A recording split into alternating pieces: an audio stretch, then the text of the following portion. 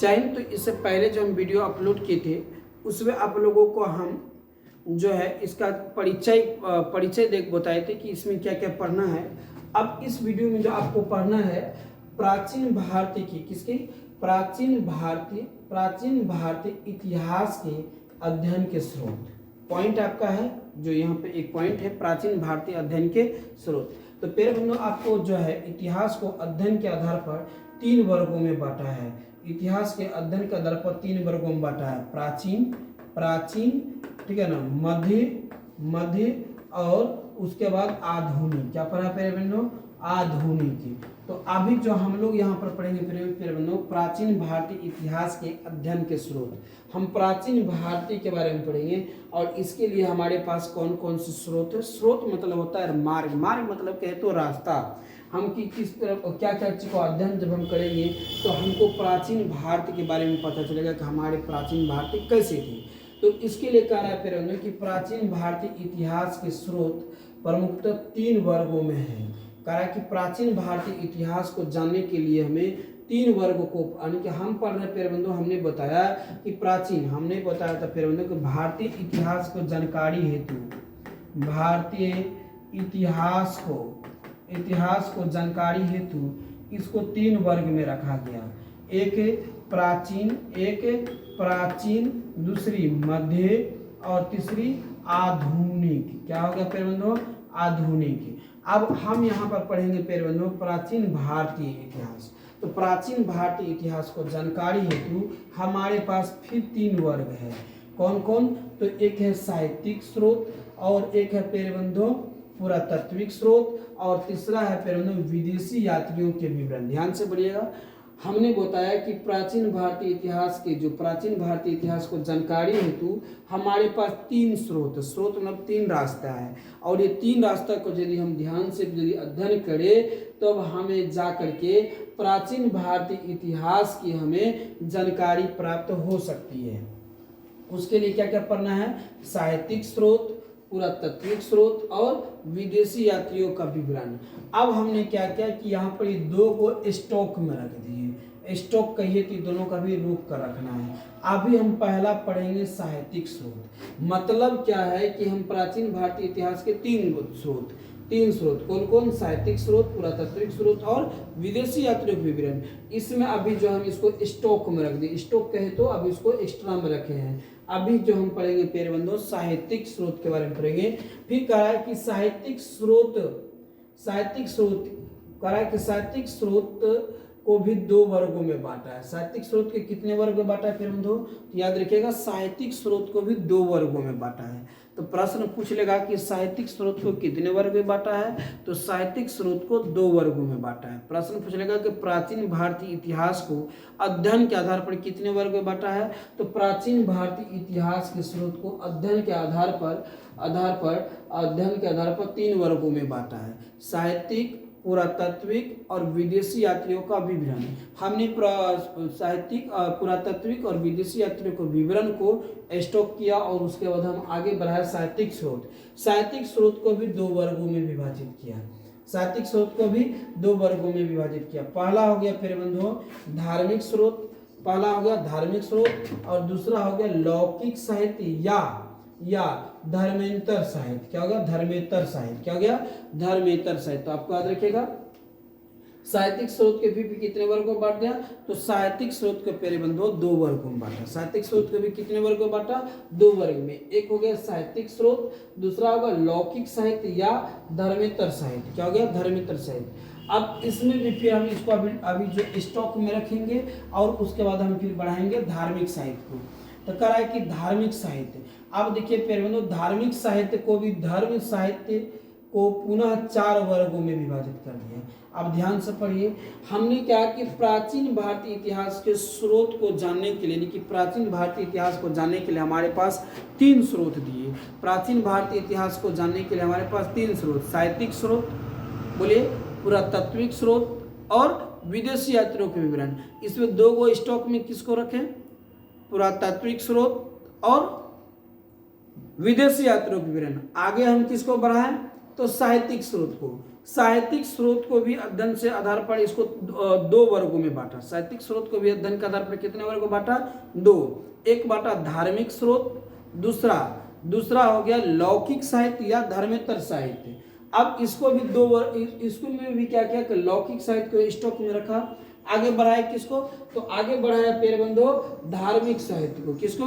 धार्मिक साहित्य को। अब जब धार्मिक साहित्य को आगे बढ़ाया, ये भी स्टॉक में चले गया, फिर उसके बाद ये दोनों भी स्टॉक में चले गया। अब देखिए प्यारे बंधुओं धार्मिक साहित्य को भी 4 वर्गों में विभाजित किया गया। कितने? 4 वर्गों में बांटा गया। पहला ब्राह्मण साहित्य, बौद्ध साहित्य, जैन साहित्य और महाकाव्य। याद रखिएगा पहला कौन हो गया? तो यहाँ पे भी 4 वर्ग में बांटा गया। ब्राह्मण साहित्य, बौद्धिक साहित्य, बौद्ध साहित्य और जैन साहित्य और महाकाव्य। अब यहाँ पर हम फिर 4 गो में 3 गो को स्टॉक कर दिए। 3 गो क्या कर दिए प्यारे बंधुओं? स्टॉक कर दिए, ठीक है ना। 3 गो यहाँ पर 3, यहाँ 3 था, ठीक है ना। तो यहाँ करेगा इसको जो हम क्या किया, हम 3 गो को हम स्टॉक में कर दिए। फिर कहा हम यहाँ से बढ़ाए किसको? ब्राह्मण साहित्य को। किसको? ब्राह्मण साहित्य को। तो पहले सबसे पहले जो इतना सा आप अध्ययन किए, इससे कैसे कैसे एमसीक्यू प्रश्न आता है यह ध्यान से पढ़िएगा।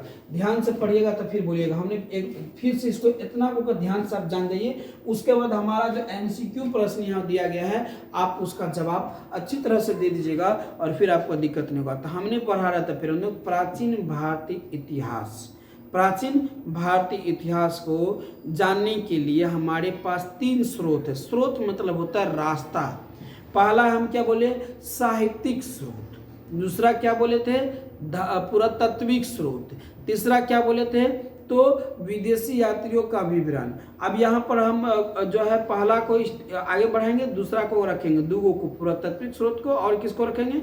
विदेशी यात्रियों को विवरण को। उसको हम स्टॉक में किए। अब आगे बढ़ा कौन? तो साहित्यिक स्रोत। अब साहित्यिक स्रोत को जब आगे बढ़ाए तो उसको अध्ययन के आधार पर इसको भी 2 वर्गों में विभाजित कर दिया गया। एक धार्मिक साहित्य और दूसरा लौकिक साहित्य या धर्मेतर साहित्य। अब फिर इसको धार्मिक साहित्य को स्टॉक में किए, हम बढ़ाएं धार्मिक साहित्य को आगे। धार्मिक साहित्य को अध्ययन के आधार पर फिर इनको 4 वर्ग में बांट दिया। कितने वर्ग में बांट दिया फिर बंधुओं? धार्मिक साहित्य को भी अध्ययन के आधार पर 4 वर्ग में बांट दिया। कौन कौन? ब्राह्मण साहित्य। कौन कौन बोले फिर बंधुओं? तो ब्राह्मण साहित्य, बौद्ध साहित्य, जैन साहित्य और बोलिए महाकाव्य। कौन कौन बोलिए? ब्राह्मण साहित्य, बौद्ध साहित्य, जैन साहित्य और महाकाव्य। अथवा बोले तो धार्मिक साहित्य के कितने वर्ग में बांटा? तो धार्मिक साहित्य को 4 वर्ग में बांटा। धार्मिक साहित्य को 4 वर्ग में बांटा। ब्राह्मण साहित्य, अगला बोलिए बौद्ध साहित्य, अगला बोलिए जैन साहित्य, फिर महाकाव्य। अब प्यारे बंधु यहाँ से जो फिलहाल एमसीक्यू बनता है इसका जवाब दीजिए। उसके बाद फिर हम आगे पढ़ाएंगे ब्राह्मण साहित्य क्या है, फिर आगे पढ़ाएंगे बौद्ध साहित्य क्या है, फिर आगे पढ़ाएंगे जैन साहित्य क्या है, फिर आगे पढ़ाएंगे महाकाव्य साहित्य क्या है। उसके बाद यहाँ पढ़ाने के बाद फिर हम लौकिक साहित्य के लेंगे। लौकिक साहित्य जब समाप्त हो जाएगा तो फिर यहाँ 2 गो जो स्टॉक है उसमें से दूसरा को स्टार्ट करेंगे हम लोग पुरातात्विक साहित्य को। फिर जब खत्म हो जाएगा तो फिर हम लोग आगे तीसरा इसका पढ़ाएंगे विदेशी यात्रियों विवरण। तो इस तरह से हमारा प्रोग्राम होने वाला है प्यारे बंधुओं। आप हमारे वीडियो के इन तक बने रहिएगा और आपको अच्छा लगे तो प्यार लौटाते रहिएगा और एमसीक्यू के लिए आप रहिए तैयार। आ रही आपके एमसीक्यू प्रश्न, तो ध्यान से पढ़िएगा, एमसीक्यू प्रश्न का जवाब दीजिएगा। प्रश्न कह रहा है प्यारे बंधु, ध्यान से सुनिएगा। प्रश्न कह रहा है आपका यहाँ पर दिया गया है कि प्राचीन भारतीय इतिहास के अध्ययन के प्रमुख स्रोत कितने भागों में विभाजित किया गया है। कहा कि प्राचीन भारतीय इतिहास को जानकारी हेतु हमको जो है प्रमुख स्रोत कितने वर्ग में बांटा गया। तो प्राचीन भारतीय के, ध्यान से प्रश्न को पढ़िएगा और जवाब दीजिएगा। प्राचीन भारतीय इतिहास के अध्ययन के प्रमुख स्रोत को कितने वर्गों में विभाजित किया गया है। तो प्राचीन भारतीय इतिहास को अध्ययन के स्रोत को मुख्यतः कितने वर्गों में? तो 3 वर्गों में क्या कितने प्यारे बंधुओं? तो 3 वर्गों में। कौन कौन बोले तो कौन कौन वर्गों में? तो हमने बोला था कि साहित्यिक स्रोत क्या बोले थे? साहित्यिक क्या बोले थे प्यारे बंधुओं? साहित्यिक स्रोत पहला हो गया। दूसरा हम लोग बोले थे प्यारे बंधुओं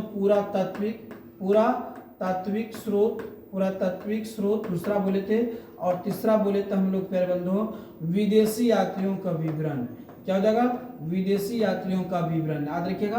तो प्राचीन भारतीय इतिहास को जानकारी तो हमारे पास 3 वर्ग स्रोत है, तो ये तो आपको याद रखिएगा। अगले पॉइंट पर बढ़ते हैं। तो ऑप्शन नंबर यहाँ पर जो हो जाएगा, ऑप्शन हो जाएगा क्या कहा जाए, तो ऑप्शन जो हो जाएगा प्यारे बंधुओं बी हो जाएगा 3। अगला प्रश्न है, ध्यान से पढ़िएगा। अगला प्रश्न है कि साहित्यिक स्रोत को कितने प्रकार में बांटा गया है। तो हमने फिर से बताया था कि जब साहित्यिक स्रोत को भी 3 वर्गों में बांटा था, एक 2 वर्गों में। एक बांटा था प्यारे बंधुओं, एक पहला था धार्मिक स्रोत। क्या था? तो धार्मिक साहित्य था। क्या था प्यारे बंधुओं? तो धार्मिक साहित्य था। धार्मिक साहित्य कितने था प्यारे बंधुओं? तो धार्मिक साहित्यिक था। और दूसरा था प्यारे बंधुओं लौकिक। क्या था? लौकिक साहित्य। तो कौन इसमें मिल रहा है प्यारे बंधुओं? कौन मिल रहा है? तो यहाँ पर देखिए धार्मिक साहित्य और लौकिक साहित्य, प्राचीन और आधुनिक। ये तो हो नहीं सकता है। शास्त्रीय और ये हो नहीं सकता है। लोक काव्य और ऐतिहासिक हो नहीं सकता है। तो ऑप्शन इसमें क्या हो जाएगा प्यारे बंधुओं? ऑप्शन ए हो जाएगा। प्रश्न क्या हो जाएगा? ऑप्शन ए हो जाएगा। अगले प्रश्न की ओर बढ़ते हैं। अगला प्रश्न ध्यान से सुनिएगा। तो ऑप्शन वहां देखिए मिल रहा है। आपका अगला प्रश्न आ रहा है प्यारे बंधुओं एमसीक्यू में आपका अगला प्रश्न आ रहा है, ध्यान से पढ़िएगा। प्रश्न करा है कि धार्मिक साहित्य के अंतर्गत कौन कौन सा स्रोत नहीं आता है। ध्यान से पढ़िएगा प्यारे बंधुओं, धार्मिक साहित्य के अंतर्गत कौन सा स्रोत नहीं आता है। तो धार्मिक साहित्य के अंतर्गत ब्राह्मण साहित्य तो है ही, बौद्ध साहित्य है ही, जैन साहित्य है ही है ही, और महाकाव्य ये भी है। तो क्या हो जाएगा प्यारे बंधुओं, इसको देख लिया जाए। धार्मिक साहित्य के अंतर्गत कौन सा साहित्य नहीं आता है। तो धार्मिक साहित्य के अंतर्गत यहाँ पर ध्यान से पढ़िएगा, तो महाकाव्य नहीं आता है। देखिए धार्मिक साहित्य में क्या है, धार्मिक साहित्य में ब्राह्मण साहित्य है, बौद्धिक साहित्य है और जैन साहित्य, लेकिन महाकाव्य जो है प्यारे बंधुओं इसमें नहीं। ऑप्शन नहीं बताए थे। अच्छा चलिए कोई दिक्कत नहीं, आगे बढ़िए, थोड़ा सा हो जाएगा आगे चल के क्लियर। अगला प्रश्न है प्यारे बंधुओं बौद्ध। क्या? ध्यान से पढ़िएगा। कह रहा है कि बौद्ध साहित्य किस धर्म साहित्य के अंतर्गत आता है। ध्यान से पढ़िएगा। प्रश्न कर रहा है कि बौद्ध साहित्य जो है किस धर्म साहित्य के अंतर्गत आता है। हिंदू धर्म, बौद्ध धर्म, जैन धर्म, संस्कृत साहित्य। तो क्या हो जाएगा प्यारे बंधुओं, बौद्ध साहित्य जो है बौद्ध धर्म के अंतर्गत आता है। बौद्ध साहित्य जो है किस धर्म के अंतर्गत आएगा प्यारे बंधुओं, तो बौद्ध धर्म जो है बौद्ध धर्म के अंतर्गत आता है। अगली बात है आपका यहाँ पे प्यारे बंधुओं, आपका अगला पॉइंट आ रहा है। सभी का एमसीक्यू, सभी के 5-5 एमसीक्यू प्रश्न दिया गया प्यारे बंधुओं, ध्यान से हमारी बातों को पढ़िएगा, तब आप एमसीक्यू को सही से जवाब आप दे पाइएगा, अन्यथा फिर आपको समस्याएं आएंगी। प्रश्न आ रहा है प्यारे बंधुओं कि प्राचीन भारतीय इतिहास के अध्ययन के लिए महाकाव्य किस साहित्य स्रोत के अंतर्गत आता है। महाकाव्य किस साहित्य स्रोत के अंतर्गत आता है, किस साहित्य स्रोत के अंतर्गत आता है। कह रहा है पुरातात्विक नहीं हो सकता, पुरातात्विक विदेशी यात्री नहीं हो सकता है। फिर कह रहा है धार्मिक, यह भी नहीं हो सकता। ऑप्शन क्या हो जाएगा, ए हो जाएगा प्यारे बंधुओं। ऑप्शन क्या हो जाएगा, ए हो जाएगा लौकिक साहित्य। कौन सा हो जाएगा प्यारे बंधुओं, तो ऑप्शन क्या था, ओम शांति, क्या था प्यारे बंधुओं, महाकाव्य के प्राचीन भारतीय इतिहास के अध्ययन के लिए महाकाव्य है प्यारे बंधुओं। चलिए किस साहित्य के अंतर्गत, तो आपको याद रखेगा धार्मिक साहित्य के अंतर्गत आता है। महाकाव्य के अंतर्गत आता है ना पूछे बिंदु, हमको नहीं समझ में दिख लेते, इसलिए चलिए क्या हो जाएगा, ऑप्शन यहाँ बी हो जाएगा। ऑप्शन बी हो जाएगा। आपका प्रश्न आ रहा है कि ब्राह्मण साहित्य के विचार विबंधु। तो आप देखिए ध्यान से फिर ब्राह्मण साहित्य, तो हमने बताया था कि ब्राह्मण साहित्य को भी 4 वर्गों में बांटा है। ब्राह्मण साहित्य को कितने, तो ब्राह्मण साहित्य को 4 वर्गों में बांटा है। कितने वर्ग में, तो 4 वेद।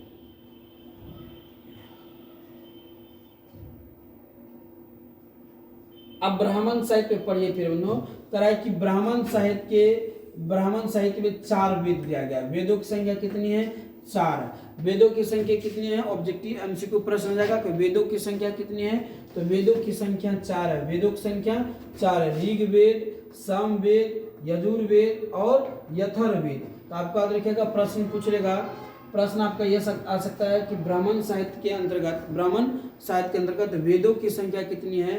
तो ब्राह्मण साहित्य के अंतर्गत जो वेद की संख्या 4 है। कौन कौन? ऋग्वेद, सामवेद, यजुर्वेद और यथर्वेद। तो यहाँ से आपका अगला प्रश्न आ सकता है यहाँ से कि ब्राह्मण ग्रंथ क्या जाएगा? ब्राह्मण ग्रंथ में आपको यहाँ से ब्राह्मण ग्रंथ में आपको ध्यान से पढ़ना है। ब्राह्मण ग्रंथ में आएगा करा ब्राह्मण ग्रंथ करा इन ग्रंथों में ऐत्रेय क्या है? ऐत्रेय हो गया, कौशिकी हो गया, शतपथ हो गया और क्या होगा? वात्स्ययन। ये सब जो है प्यारे बंधु ये सब क्या है? तो ब्राह्मण ग्रंथ के अंतर्गत है। कितने हैं? ये सब ब्राह्मण ग्रंथ के अंतर्गत है। फिर अर्णयक क्या हो गया? अर्णयक करा यह विशेष ग्रंथ वेदों के आंतरिक अर्थों पर प्रकाश डालते हैं। ये जो ग्रंथ है क्या कर रहा है? ये विशेष ग्रंथ वेदों के आंतरिक अर्थों पर प्रकाश डालते हैं। इसमें कहा है कि जंगलों अर्णयक जिसमें जो है ऋषि मुनि लोग क्या करते थे? तपस्या करते थे। उसके के बारे में इसमें चर्चा की गई है।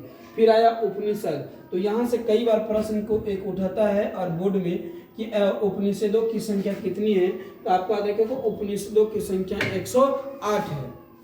कुछ प्रमुख उपनिषद के बारे में यहाँ पर दिखाया गया है। तो प्रश्न का आपका कई बार आपको यहाँ से आ सकता है एक वीवीआई क्वेश्चन बन रहा है कि उपनिषद की संख्या कितनी है। तो उपनिषद की संख्या कितनी है? तो 108 है। उपनिषद की संख्या 108 है। उसके बाद यहाँ से एक प्रश्न आता है वेदांग। तो आपको इस तरह से याद रखिएगा। वेदांग की बात करें यहाँ से वेदांग, यहाँ से एक वीवीआई क्वेश्चन एक यहाँ से बनता है। यहाँ से कई बार परीक्षा में पूछी जाती है कि वेदों की संख्या कितनी है। तो वेदों की संख्या 108 है। कभी कभी प्रश्न पूछ लिया जाएगा कि वेद कितना है उपनिषद की संख्या कितना है प्यारे बंधुओं? तो 108 कभी कभी पूछ लेगा। और वेद कितना है? वेद 4 बोलिएगा। वेद 4 बोलिएगा। ऋग्वेद, यथर्वेद, सामवेद, यजुर्वेद। सबसे पुराना वेद ऋग्वेद, सबसे पुराना वेद ऋग्वेद, ठीक है ना, जो गायत्री मंत्र से संकलित है। उसके बाद बोलेगा वेदांग। क्या बोलेगा? वेदांग। कह रहा है कि वेदांग जो है ये 6 है। आपको याद रखिएगा। वेदांग पूछ ले प्यारे बंधुओं तो वेदांग आप 6 बोलिएगा। वेद पूछ ले तो 4 बोलिएगा। वेद पूछ ले तो 4।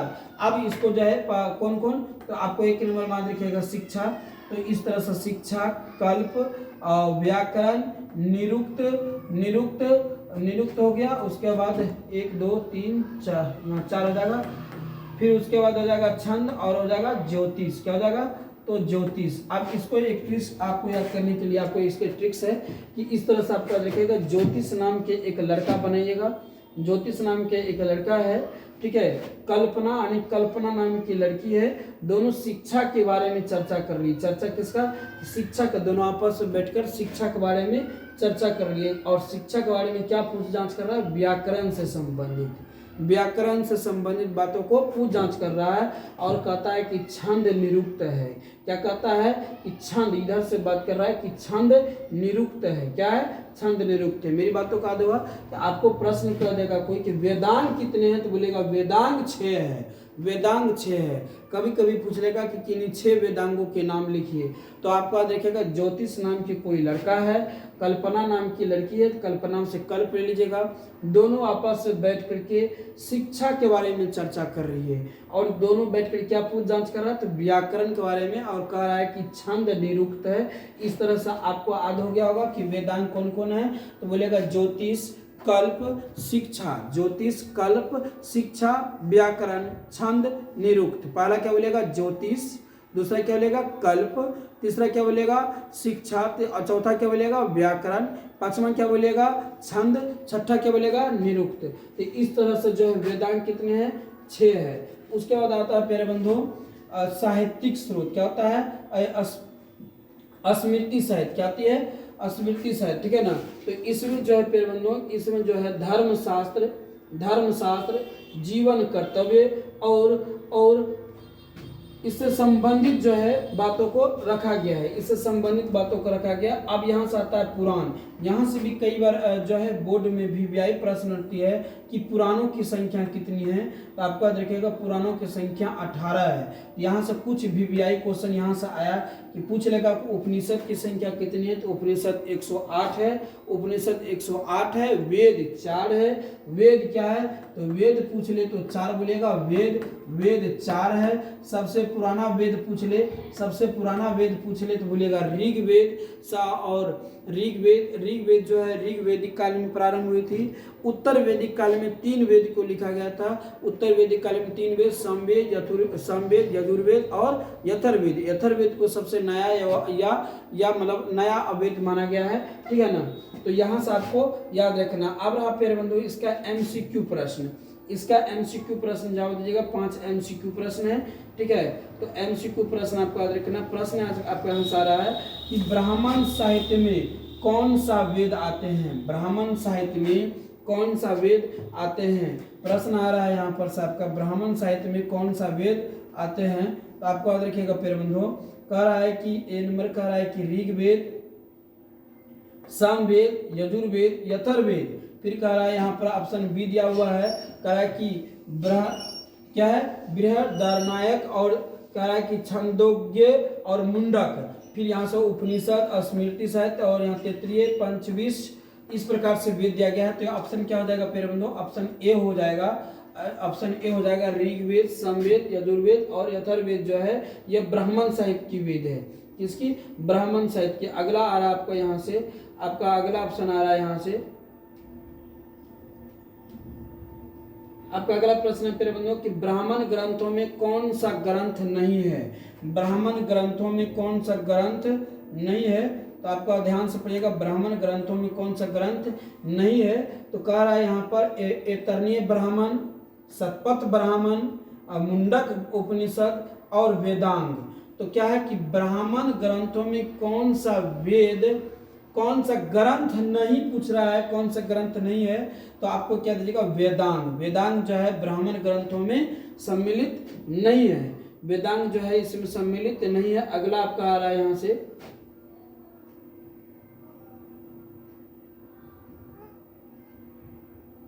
आपका अगला प्रश्न आ रहा है यहाँ से कि उपनिषद की कुल संख्या कितनी है। उपनिषद की कुल संख्या कितनी है, इसका अभी चर्चा की गई थी। 100 है, प्राय 108 है, 50 है, 25 है। तो आपको याद रखेगा उपनिषद की संख्या हम बताए थे कितना, तो 108। उपनिषद कितना है, 108 है।